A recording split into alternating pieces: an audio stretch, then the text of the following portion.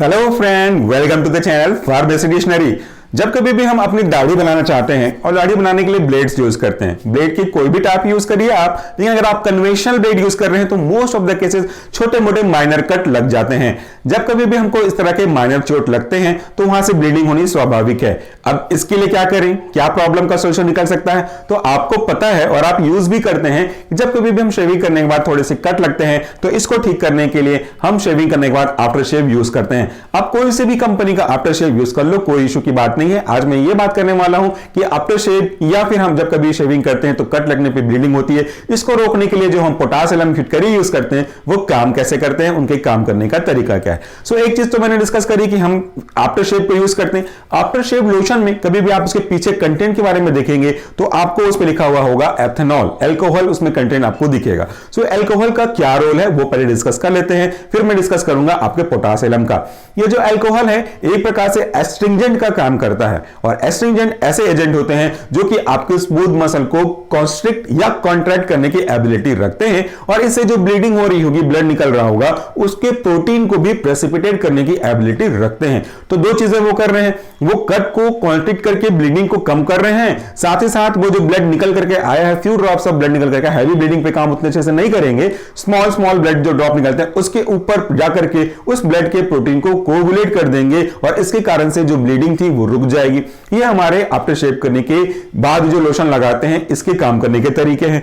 Most of the cases अगर आपने कभी पुराने ट्रेडिशनल सैलून पे गए होंगे तो आपको इस तरह की फिटकरी देखने को मिलेगी। इसे हम सरल सिंपल घरेलू भाषा में फिटकरी बोलते हैं और इसका शेप कुछ भी हो सकता है, इरेगुलर शेप में भी हो सकते हैं, क्रिस्टल शेप में भी हो सकते हैं, एक बार के शेप में भी आप देख सकते हो।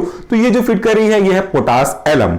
एलम के पास अपनी एक एस्ट्रिंजेंट प्रॉपर्टी होती है। तो जब कभी भी हम कट लग जाते हैं तो कट लगने के बाद आप इस फिटकरी को चारों तरफ रब करते हो तो इसके जो आपके एक्टिव कॉन्स्टिट्यूएंट हैं वो पिघल करके घुल करके आपके उस पर्टिकुलर स्किन पे जाते हैं जहां पे ब्लीड हुई होगी।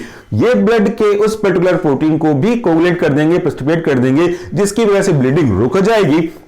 और जिस स्किन पे भी आपने इस पर्टिकुलर पार्ट को अप्लाई किया होगा, फिटकरी के पार्ट को, तो वहां पे जाकर के उस पोर्स को जिससे ब्लीडिंग हो रही है इसको कॉन्ट्रैक्ट कर देगा, कॉन्स्ट्रिक्ट कर देगा, जिससे ब्लीडिंग नहीं होगी। तो ये उसके काम करने के तरीके हो गए। अब दूसरी चीजें मैं आपसे डिस्कस कर लेता हूं।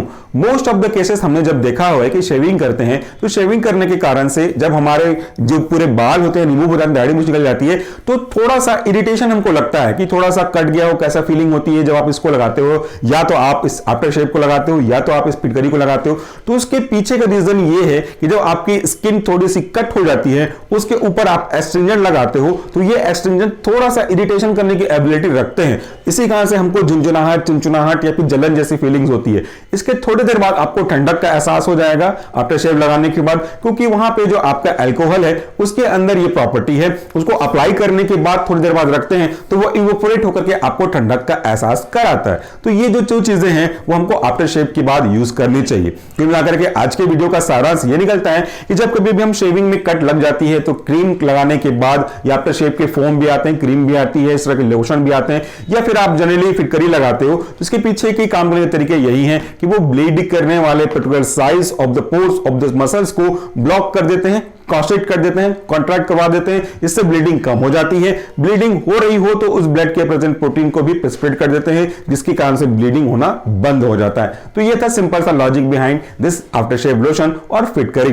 तो अगर आपके घर में आफ्टर शेव लोशन नहीं है या आप यूज नहीं करते हो तो एटलीस्ट आफ्टर शेव लोशन आपके लिए यूजफुल होगा ऐसे केस में जहां पे ब्लीडिंग से कुछ प्रॉब्लम हो रही होगी। तो नहीं तो आप पोटास एलम फिटकरी का बार भी मार्केट से आसानी से परचेस करके उसको आप लगा सकते हैं। और ये जो है बात वो ना केवल फिटकरी की जो यूज है ना केवल ओनली फॉर सेविंग के लिए है, बल्कि अगर आप कहीं पे बॉडी दूसरे पर्टिकुलर पार्ट में चाकू से किसी और जगह माइनर कट भी लग जाते हैं तो भी आप उसको वहां पे रब करके उस पर्टिकुलर पार्ट में से ब्लीडिंग को थोड़ा सा अगर ब्लीडिंग हो रहा होगा तो उसको रोक करके कंट्रोल कर सकते हैं। उम्मीद करता हूं कि ऐसी छोटी मोटी जानकारी जिसका नॉर्मल व्यक्ति से भी और फार्मेसी के सिलेबस से भी रिलेशनशिप है, दोनों के मर्ज कोलैबोरेशन के लिए मैं जो ये वीडियो सीरीज ला रहा हूं वो आपको समझ में आ रहा होगा। So friend, that's all for the day. Thank you so much for watching this video. नमस्कार, टेक केयर।